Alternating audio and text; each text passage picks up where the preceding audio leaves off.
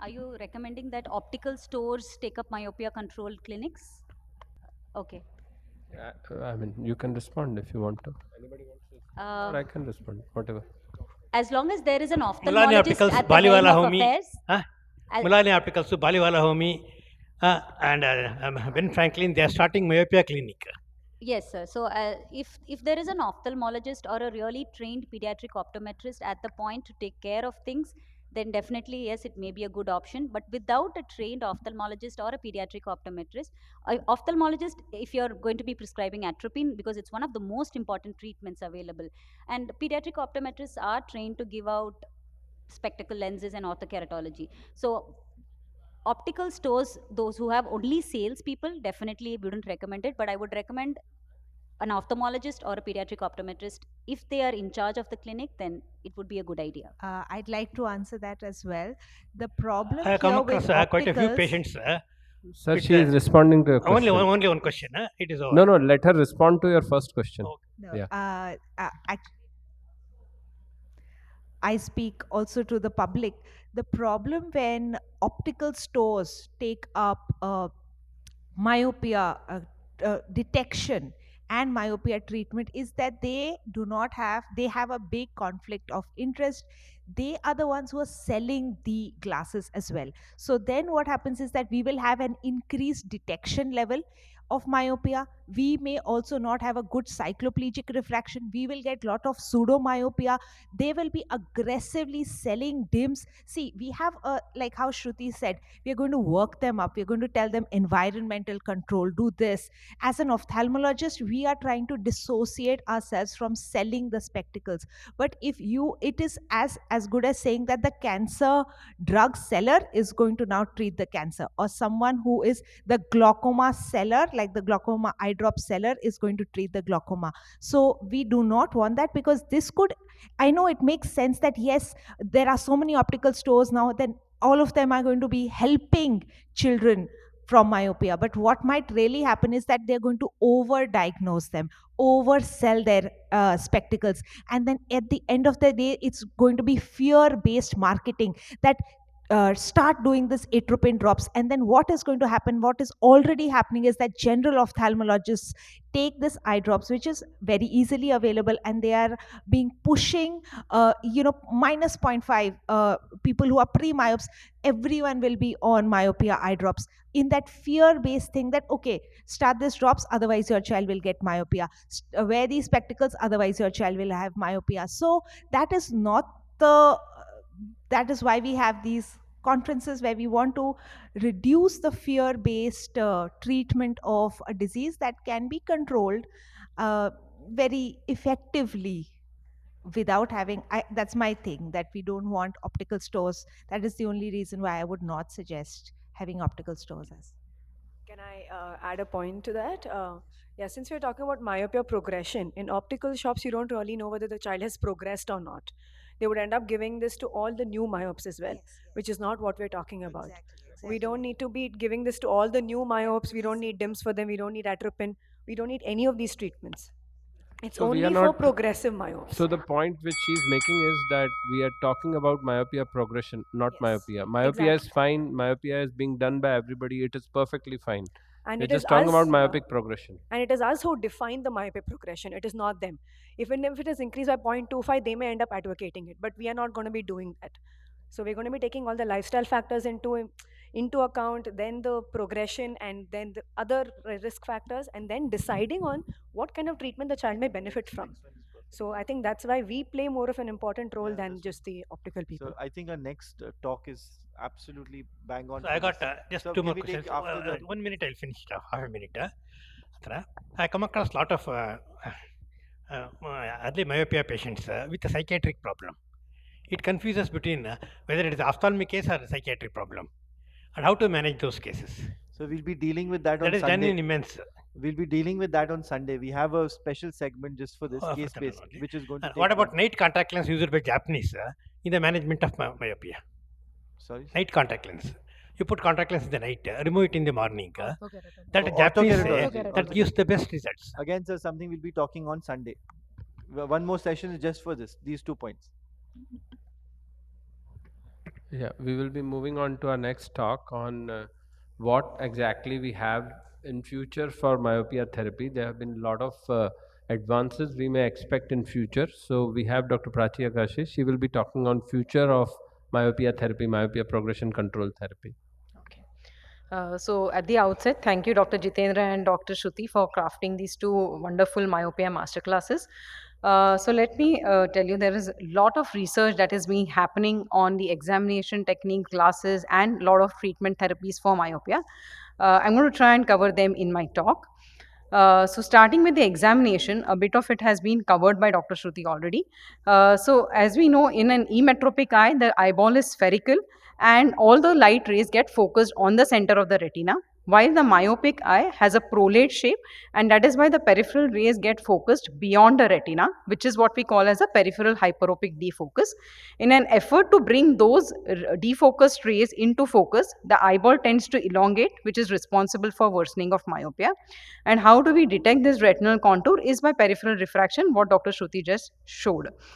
Other than the open field autorefractor, even the MRI of the globe has been done to validate different shapes that we encounter in myopia. So this is what we know. This is the technique that will be shown in detail or with a hands-on about how to do the peripheral retinoscopy in clinic, or is already shown by Dr. Shruti. So what is new in this retinal contour examination is the OCT imaging of the retina, wherein the RP Brooks membrane complex can be studied to find out the retinal contour. So what is done is an OCT image is taken.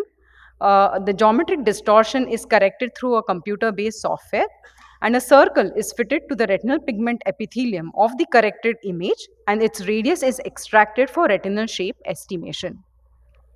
Now, peripheral autorefractor it's a controversial thing whether it's the best tool to evaluate peripheral refraction, while good correlation between the MRI scans and OCT has been reported.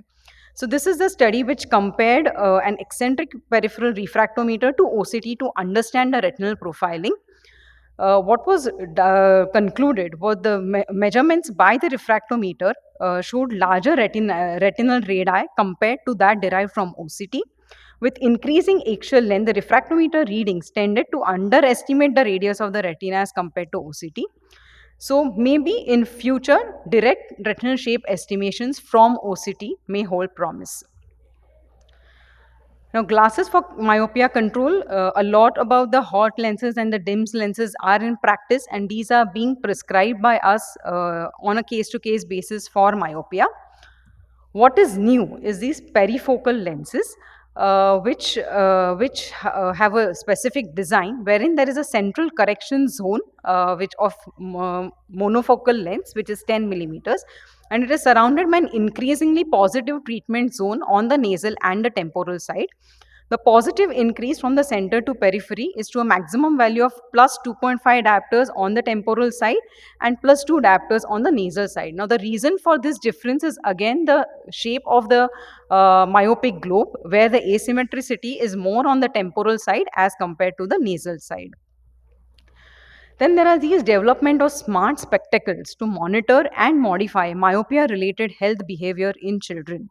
So this study actually developed a wearable spectacle-mounted sensor-based device to monitor and modify the myopia risk factors in children, namely the near working distance, the light levels, and the spectral composition.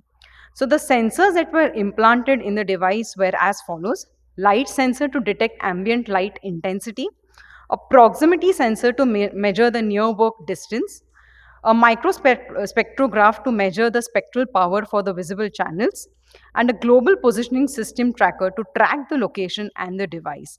And an alert will be set when exceeding the predetermined threshold to help control myopia risk factors. A similar device has been devised by our chief instructors, wherein the ambient light intensity is being measured through a smartwatch-like device. Then there is another of this device called as a cloud clip. So it's a clip mounted on the glass to monitor near work behavior. The clip would send a vibration alert in case of unhealthy near work behavior. The unhealthy near work was defined as near work distance less than 30 centimeter and done for more than 5 seconds, or near work distance less than 60 centimeters done for more than 45 minutes. So this was an app-based thing which would send alerts and notify the patient. Coming on to contact lenses and myopia. So what we know is about the orthokeratology lenses, which are lenses which are worn throughout the night to correct the myopia in the day, and the multifocal lenses, which are a good option for patients with accommodative lag. What is new is a combination of these lenses called as multifocal orthokeratology lenses. Now, the conventional orthokeratology lenses, they induce peripheral myopic defocus while correcting the on-axis refractive error, the small green circle that is seen in the first picture.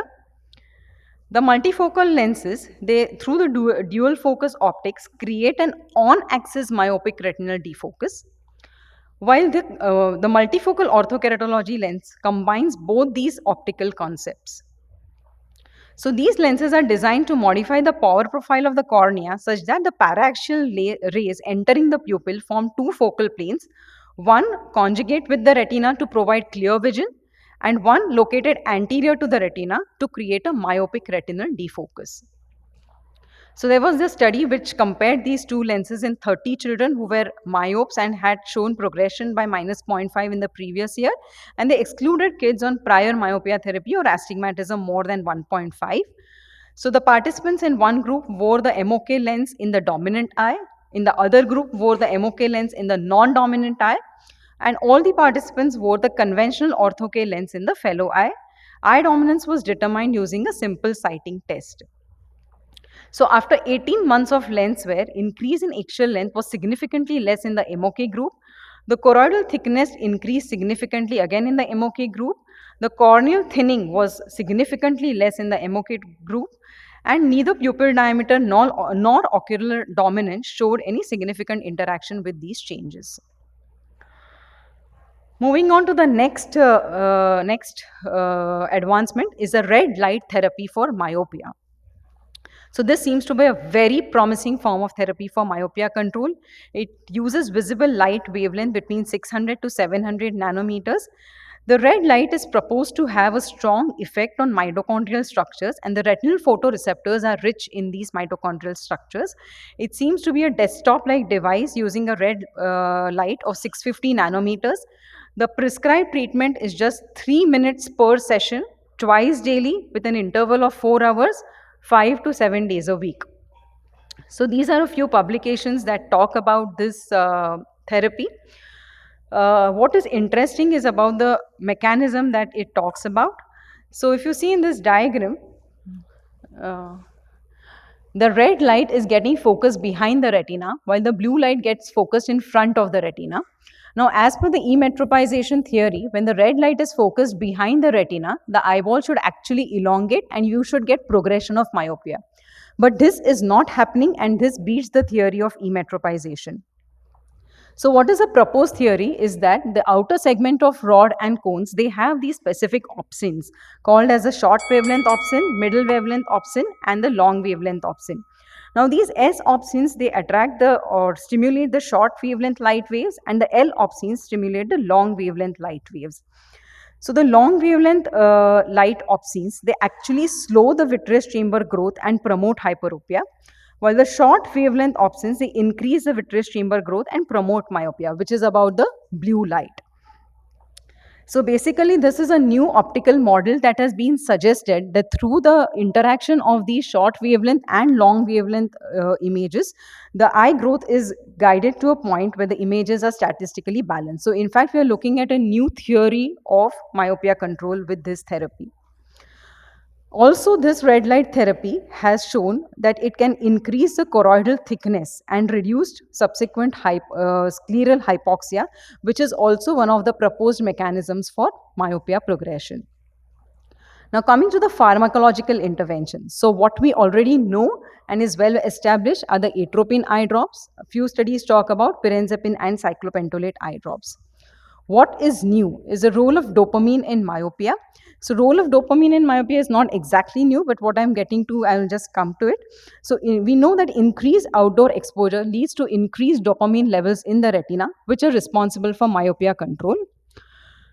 Now what has been shown is that these dopamine levels can be measured from the human tear film. So this is a paper from Narayan Netralaya which showed that effectively that non-invasive measurements of dopamine levels can be done from the tear film.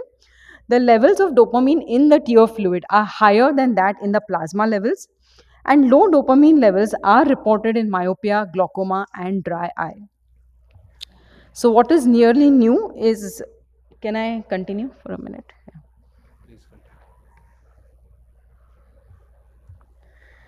Is a first of its kind randomized trial which has checked the tolerability of levodopa eye drops in the treatment of ocular disorders.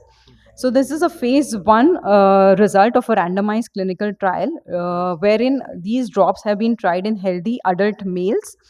The participants were randomly assigned to receive levodopa carbidopa combination of drops, either a low or a standard dose, and they proved to be very safe. The efficacy is still to be proven for myopia, but at least these were safe and tolerable to the eyes without any side effects. So this may further pave the way for this novel ophthalmic formulation for treating human myopia.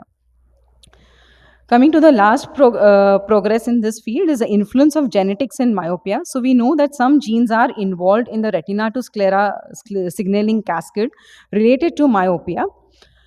So genetic changes in individual loci cause small changes in the phenotype, but collectively they are responsible for significant changes, and that is why we have a difference in the refractive error between different individuals. So this was a pilot study. This is being done for the influence of genetics in myopia control.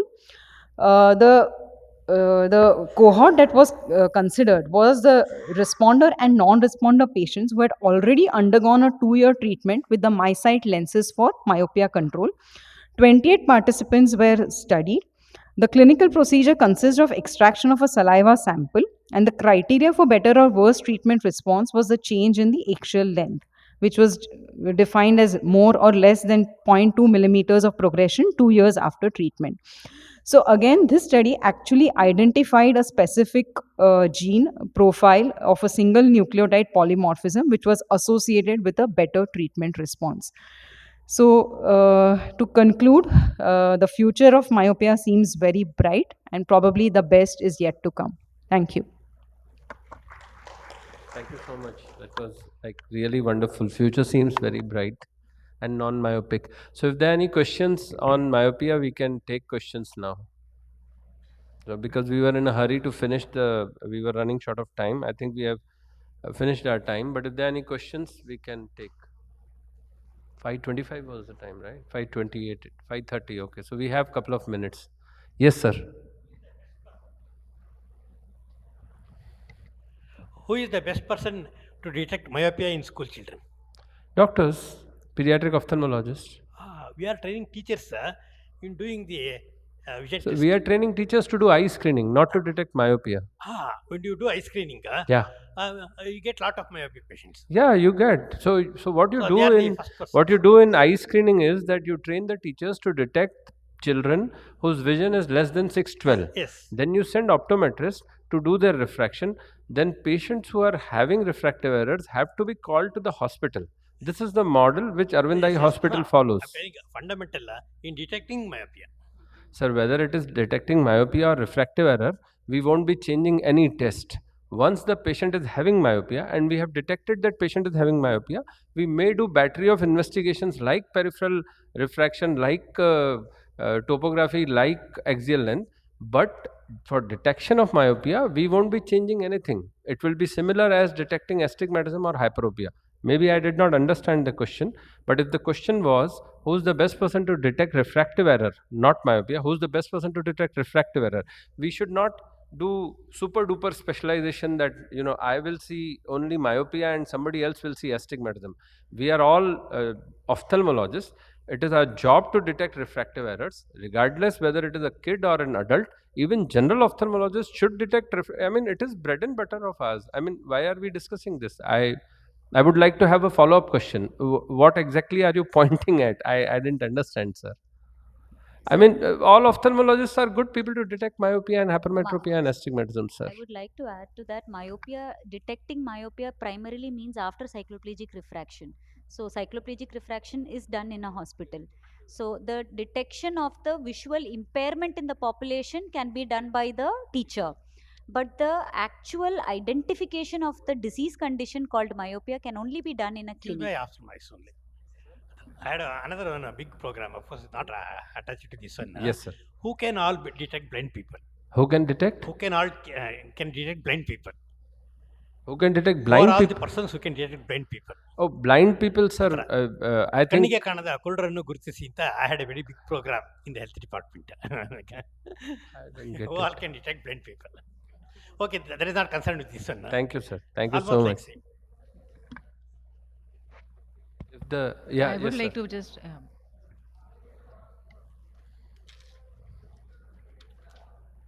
In recent years, China and Singapore have made it mandatory for all school children to have at least 2 hours of outdoor time. Yes. My question is it applicable for all children, or is there a cutoff age, like below 2 years or from 2 to 10 years? So what is the current thinking? What is the age group that should have outdoor time? I think outdoor time is not a very age specific concept. In fact, the younger the age, the better it is, because when we're looking at prevention of myopia, we are looking at as early as possible. And there's a very interesting study. Less than 3 years, a child who's been given a gadget and stays a lot indoors has so much a higher propensity to develop myopia than a child doing otherwise. So sunlight as early as possible in the child is actually a really, I know the infancy is different, you'll have to keep them indoors, but beyond infancy, children need to move out and be given enough of outdoors as early as possible. I want to add to what Dr. Shruti said. You're right that the China studies were done as early as 4 years old, and that is exactly what India should have as well. That every child from the age of 4, meaning the time that they enter school, kindergarten, should have sunlight. Now, the question, like, should a child at the age of 14 not have sunlight? Well, if it's good, then why would someone not have outdoor sunlight time? The only thing which I have really noticed as a mother, as a parent myself, is that in India, at least the studies which were done in China and Singapore, they locked the classrooms. So what they did was, during the interval, they said that they locked the classrooms so the children couldn't enter back into the class, and they were forced to be outdoors during the intervals. In India, what happens in our classrooms is that the teacher says you cannot go out and play until you have finished your tiffin. So my son says I couldn't go out during my interval because I couldn't finish my tiffin. So that was my main point. At least that's what I raised in our parent teacher meeting, that these are the small things that we need to go into these studies. What we read is only the headline which says that the schools have made 2 hours of lunchtime, and so the Indian schools take it like, okay, we are going to have 2 hours of lunchtime, but the fine print, the conclusion, the fine print of the study says that they locked the classrooms so that children were forced to be outdoors. Here we have the time, lunchtime, but they are forced to be indoors to finish their tiffin. So this is where the practicality of taking our studies, our evidence-based medicine, into the practical way of changing our schools and telling our governments, that's where it comes in, and that's where that's where we lack. We take the big print and we forget reading the fine print of what is exactly, how did it work. So if the child is sitting in class and finishing the tiffin for those 2 hours, it is not going to help. No, but again, probably till 13 to 15 years, till the time we expect the e-metropolization to complete. So that is what, if you were asking. So definitely till 13 to 15 years of age is what we are going to explain to them to take the child outdoors. So I agree, you need to spend time outdoors, but I work in the Middle East. Practically not possible. It's too hot. So is an option, say, sitting in your balcony, or say, if you have large windows, is that as effective as going out? Yes, absolutely. The studies have said that you can wear sunscreen, wear a hat, and that is also okay as long as you're looking at sunlight. It's the best. So sunglasses may not be, if you're wondering about the glare, That It's would too be hot, 50 it's too degrees. hot, yes. But you can be in an air conditioned room and have Yeah, that's what I want to know, the whether glass is that dome. as There effective as have being been studies with the outdoors? glass I dome think rooms. I think I'll just there are good studies from LVP where they have published data that sunlight is very useful, but more useful is, so what they did was they did an experimental setting where they told the adults to sit outdoors in the hot summer, and they told them to read. So they tried to mimic an experiment whether sunlight is important or near work is important. I think sunlight is important, near work is even more important. So once you sit outdoors, it would be difficult to do near work. Like you have to see at a distance. That is the whole point. So you can sit in a shade and not do near work. Near work is equally or even more important than outdoor. So I think the crux point is the Now, lighting. sorry. The crux point is the lighting. So the more the Yeah, it's about daylight, 300 lux you yes. need, right? So Yes. And So also, as Dr. Jitendra said, it is also about the spatial, being able to see far and not having accommodation. So not doing near work while you are indoors is also an important point of outdoor. we had, yeah, just to add to that, we have a mobile we have a light tracker, sunlight tracker, which we validated in different settings. What interestingly we found out that sitting next to a window, an open window, and receiving sunlight through that is probably as good as sitting under a canopy or a shade outdoors. So if you can get the children to actually just sit near windows and just have that break outdoor or just have the sun on them a little bit, that's still really good. So there's another question about okay, near work. So some of my patients are voracious readers, and I just can't tell them, no, you can't read. I mean, that I hate saying that. So Yes. what is the option? I, in fact, had made a video last year for the same 4 ways that you can reduce near work when it is not, possible to reduce near work. One of the obvious ones is podcasts and audible audio books. The second one was revision. Like a child, when going for exams, they have to revise multiple times. So it's not like they're reading the book once, they're revising in multiple times. So I asked them to record their own voices, the revision, and then listen to their own voice as revision. So it's like they are revising, but they're not reading their revision. They're revising through audio. The third thing, which is very important, is that when we are reading, so people say that people are visual learners and audio learners. So many people say that reading is a different form of taking it in, but when we are reading text, it is actually an audio way of learning. We learn auditory wise. So we are not really visual learning is graphs and charts. So only graphs and charts, they need their eyesight to revise. Rest they can revise by audio. So if they can record themselves, especially 9th 10th standard, they can put it on, go for a walk, they get their outdoor sunlight time as well in that 1 hour when they're revising. So And they audiobooks also, is the sort of solution. Near to work, yes, I would just add one thing to what she has said. Near work means you can, I mean, near work, TV you it can is see. classically 25 to 30 centimeters. So what happens is, if somebody is reading a novel, if he says that there is no audiobook available, we have to tell them that you have to keep it at a distance of 30 centimeters. That in itself has been proven to be one of the very strong factors in progression of myopia. If you bring it too close, that is what kids do. That is what most of us do, because we correlate or we relate with that particular literature. So near work, it should be at least at a distance of 25 to 30 more than 25 to 30 centimeters. And the same thing we say about not giving mobiles, giving TV. Yeah. So the last generation, which was our generation, we saw TV, we had less myopia. So now if they're saying if you have to choose between lesser of the two evils, give them the TV and not the mobile. So I think basically increase the distance and increase the breaks. I mean, tell them to take more frequent breaks. So you read for half an hour, you take a break, then you start reading again. and So the visual intermittent hygiene. breaks are also important. Thank you. One trick is to actually, what I tell my kids is to have a scale measured 40 centimeter, sit on a table chair, and then just mark that point on the table or the chair and ensure that the reading material is Adequate there. lightning is also there. So there you actually have a mark on the table which is at what distance you would. So the ideal distance is this. Yeah, So you same. double check that and you just keep it there and mark it and then say the child cannot bring it forward beyond that. And of course, additional lighting and posture. That is visual hygiene. I just have one or two points to add to that. Like already Dr. Koheli and Dr. Shruti mentioned, the frequent breaks that you take in between reading, like 20 minutes, like I tell them after you read one part of the story, like, a chapter is over, you just keep the book aside, think of what the author is thinking next. figure out your own scenario and then go back to the book after 20 minutes. And I ask them to balance it with enough outdoor activity. Like if you're reading for 3 hours a day, at least go out for the remaining 4 hours a day. So you're out and not reading a book in the park. Yes, You know, or like when you're in the 1:2 park, you're in the ratio. park. Yeah, 1:2 1 hour ratio. indoors, then you compensate with 2 hours 2 outdoors. hours. Yeah, outdoors. Good evening.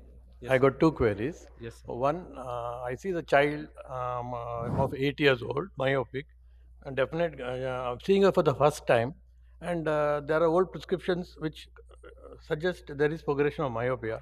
Do I start the child on low dose atropine or not? At the age of 8 years. See, sir, it is. I mean, these are all. I will tell you simple. This thing. These are all things in your practice. You know who does a good refract. I mean, I'm not saying scientifically. I'm giving you a non-clinical answer because that is what I do. So I normally talk what I do. So if you know that a person does cycloplegic refraction, he is a good person. I mean, he does a good refraction. So they're all kind. I mean, I'm not saying that they are not good people who are not doing good refraction. Everybody is doing good refraction. But if you have, you know, in your area, this person does a reliable refraction. You have done cycloplegic refraction. There is definite increase in the glass power. If you think and if parents agree, you can start. I won't start. I do axial length. I tell them to do environmental modification. Call them again after 3 months. I don't call these patients after 6 months. I call them after 3 months because I know this is going to progress, and then start atropine. How much difference atropine will make in 6 months? Yeah, I know. 0.25 diopters. Now, in case there is a progression, like how till what age can you continue the drops? You can continue for very long, sir. No, what they say after 10 years or it's not very. No, sir. Huh? There is You no can, evidence. you can. No, sir. Everybody says everything, but there is no. See, there is no definitive evidence that you cannot give beyond 10 years. You cannot give beyond 14 years. All the studies that have been done have taken a range of 5 to 15 years. They have not contraindicated that you cannot use it beyond 15 years of age.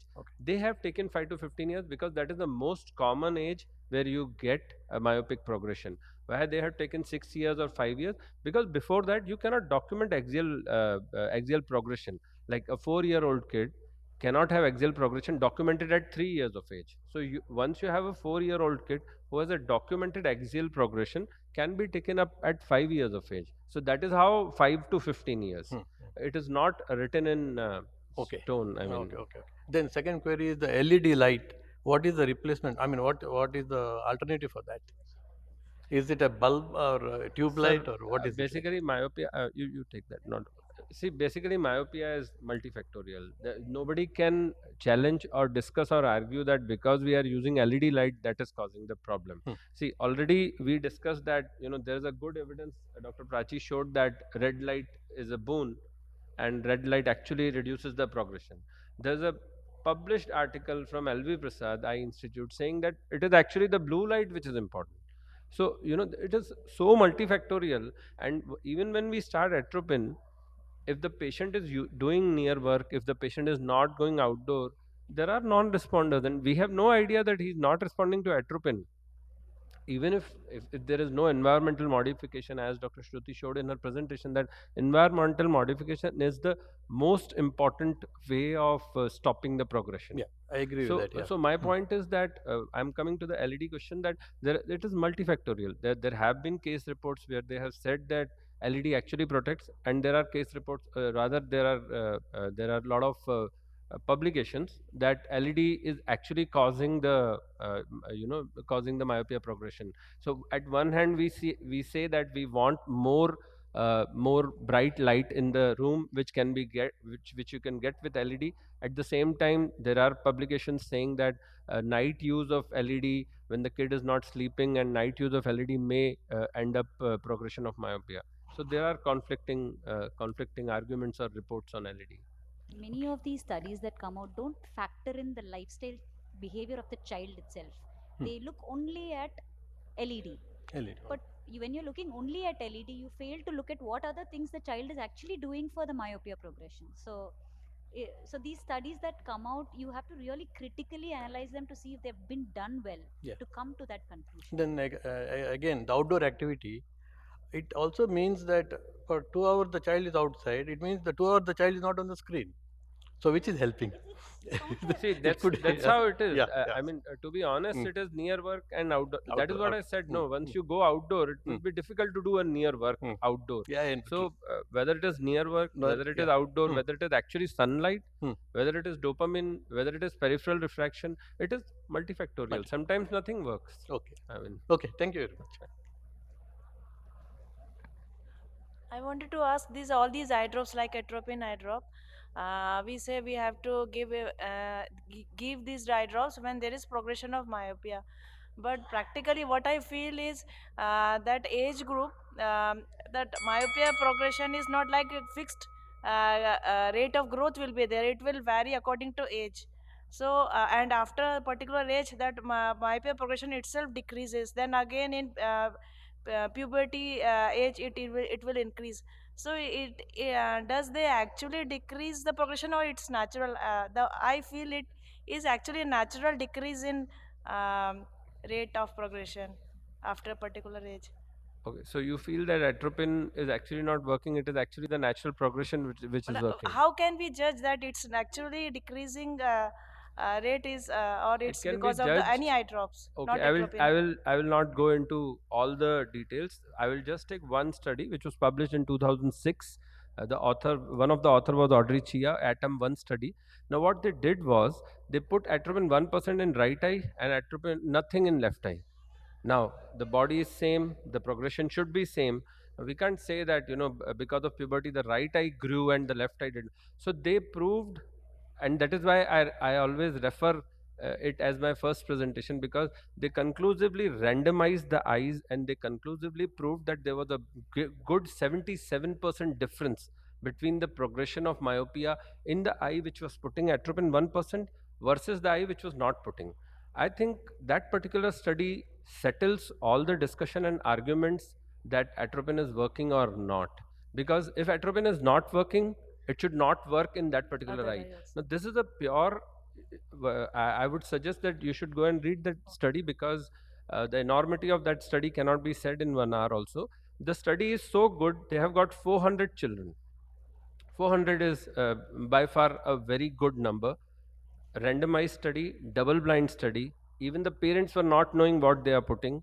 Placebo in one eye and atropine 1% in the other eye for 2 years. They did multifocal ERGs just to know whether there is any macular toxicity or not. So they covered lot of ground in that study. We should not, try to go back and keep questioning every time there's a randomized control trial. Randomized control trial is a good level evidence where we can agree with them that at least atropine 1% works. I'm not saying atropine 0.1% works, but at least atropine 1% works because it is working in one eye, and not placebo did not work. So I think atropine does work. There is conclusive hardcore evidence that atropine works. Okay. Thank you very much.